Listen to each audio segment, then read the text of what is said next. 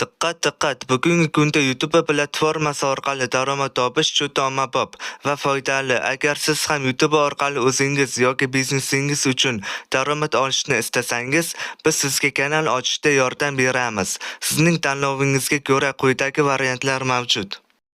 O'zbek tilidagi YouTube kanal ochish narxi 500 ming so'mda belgilandi. Rus tilidagi YouTube kanal ochish narxi esa 1 million so'mda belgilandi. Ingliz tilidagi YouTube kanal ochish narxi esa 2 million so'mda belgilandi. Har bir kanal mahorat tarzida yaratiladi va tayyor holatda bo'ladi. Bu orqali siz daromad olishga tayyor bo'lasiz.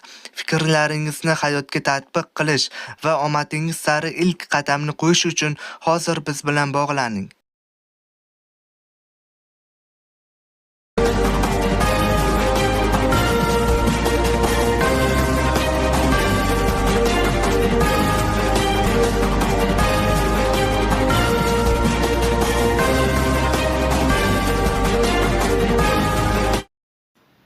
Assalomu alaykum aziz do'stlar, kanalimizga xush kelibsiz. Kanalimizga yangi bo'lsangiz, albatta obuna tugmachasini bosib qo'yishni unutib qo'ymangizlar. Iltimos qilib so'rayman. Va ushbu kanalimizga Ma'lumotlar Akademiyasi degan kanalimizga ham do'stlaringizni taklif qilishda esingizdan chiqib qolmasin. Iltimos qilib so'rayman. Va ushbu videomizga mana shu videomiz sizlarga ma'qul kelsa, bir dona like bosib qo'yishni ham unutib qo'ymangizlar. Iltimos qilib so'rayman. Agar tayyor bo'lsangiz, biz videomizni boshladik unda. Bugun biz sizlarga Telegram bot, ya'ni Telegram aloqa botini yaratishni ko'rsatib beraman. Tayyormisiz? Unda ketdik. Buning uchun biz Telegramga kiramiz. Kirganimizdan keyin bizga mana bu bot kerak bo'ladi. Nomi Bot Fathir. Mana shu Bot Fathirga kiramiz. Uzr, sal ingliz tilini bilmayman. Shuning uchun Bot Fathir. Qarang, endi esa Bot Fathirga kirganimizdan keyin bu yerga startni yozamiz. Mana albatta kanalimizga obuna bo'lib qo'yingizlar. Ma'lumotlar Akademiyasi degan kanalga juda ham ko'p videolar olib beriladi. Har xil turdagi videolar mana shu kanalda bor. Shuning uchun mana shu Ma'lumotlar Akademiyasi degan kanalga obuna bo'lib qo'yingizlar. Iltimos qilib so'rayman. Qani, endi startni bosganimizdan keyin mana bu New botni bosamiz. Mana New botni bosganimizdan keyin bu yerda botingiz uchun nom deyapti. Masalan, biz qanaqa nom tanlaymiz? Biz tanlaydigan nom savollar. Masalan, savollar degan nom tanladim, bosaman. Endi bu yerga esa botingiz uchun nick deyapti. Botingiz uchun nick yozing deyapti. Masalan, yozamiz.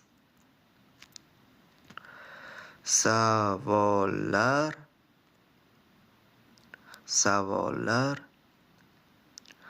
pastki chiziqcha, albatta pastki chiziqcha bo'lishi kerak.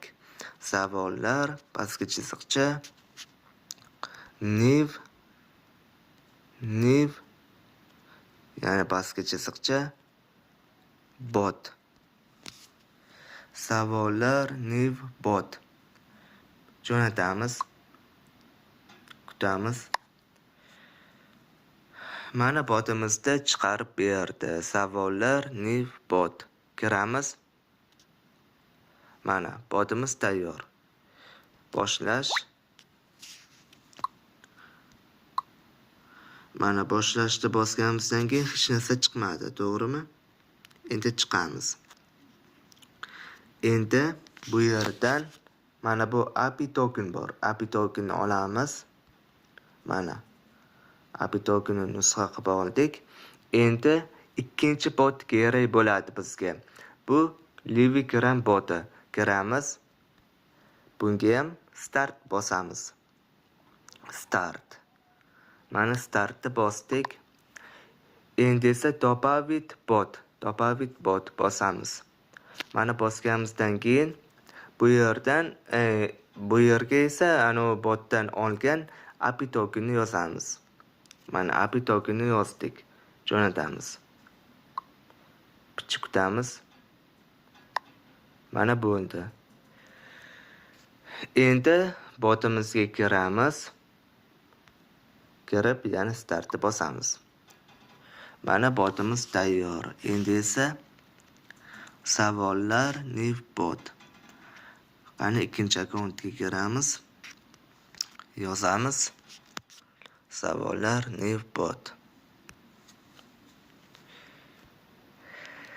Sizlar shunaqa qilib aloqa botini yaratishlaringiz mumkin bo'ladi. Start yozamiz. Salom deb yozsak,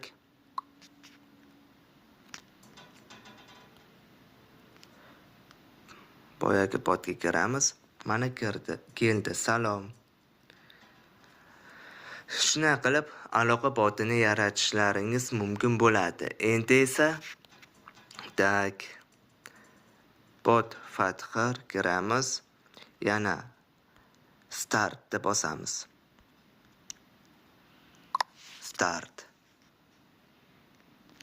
Startni bosganimizdan keyin My Bots deb bosamiz. Bu yerdan esa o'zimizni botimizni tanlab olamiz. Savollar new bot bosamiz. Bosganimizdan keyin edit bot. Bu yerda API token, edit bot, by Metis, botni udalit qilish, botni boshqaga o'tkazish. Bot setting bu boshqa narsa. Endi bot editni bosdik. Endi bu yerga botni nomi, edit name, edit about. Endi bularni tarjima qilamiz. Tarjima qilib hozir tushuntirib beraman.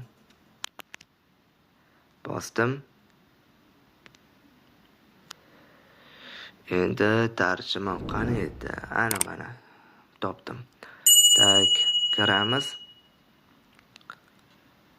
Tarjima qilamiz. Mana nami, ya'ni savollar haqida bot, qanaqa aloqa boti, shuni yozasiz. Tavsif bu yerga o'shanaqa. Tavsif rasm. Bu yerga rasm qo'yasiz.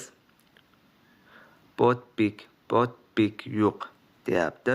Buyruqlar, hali hech qanaqa buyruq qo'shilmagan deyapti. Buyruqlarni qanday qo'shasiz? Masalan, botga kirasiz, 3 ta chiziqcha turadi-yu, o'shanda buyruqlar, start, boshlash, shunaqa buyruqlarni qo'shasiz.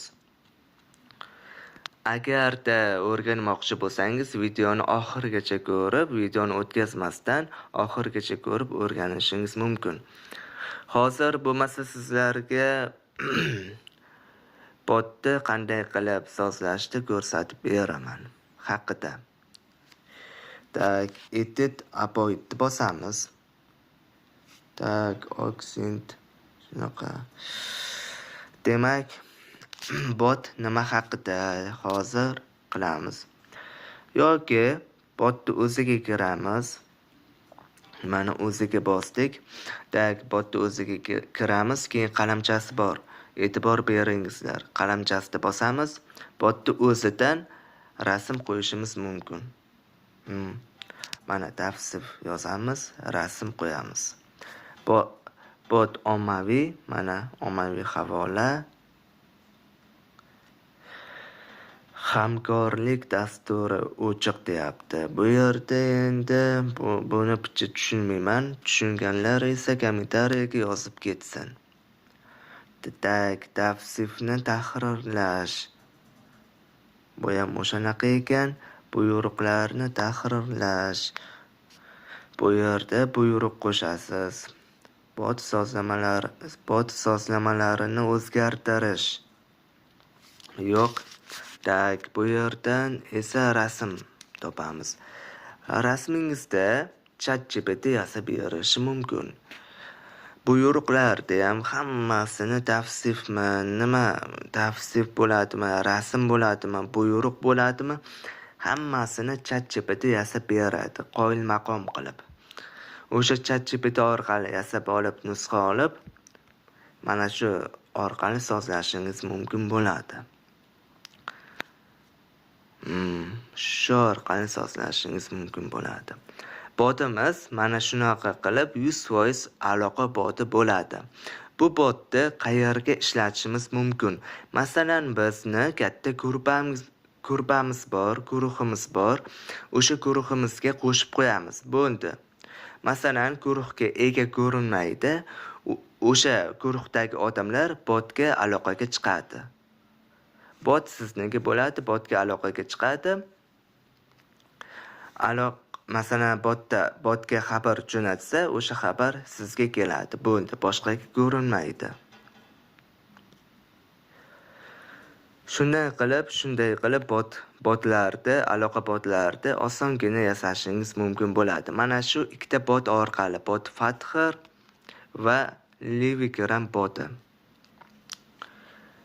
Mana shu botlar orqali yasashingiz mumkin bo'ladi. Demak, bugungi videomiz mana shu edi. Video yoqqan bo'lsa, albatta bir dona like bosib qo'yishni unutib qo'ymangizlar. Iltimos qilib so'rayman. Va ushbu kanalimizga Ma'lumotlar Akademiyasi degan kanalimizga obuna tugmachasini bosib qo'yishni ham esingizdan chiqib qolmasin. Iltimos qilib so'rayman. Bugungi videomiz shu edi. Rahmat hammaga, e'tibor uchun kattakon rahmat.